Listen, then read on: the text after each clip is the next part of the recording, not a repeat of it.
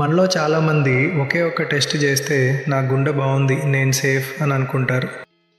Hi అందరికీ నమస్కారం. నేను డాక్టర్ నరేష్ కుమార్ మోని గారి consultant physician and interventional cardiologist. కానీ నిజం చెప్పాలంటే ఒకే టెస్ట్ మీ హార్ట్ సేఫ్ అని చెప్పలేదు.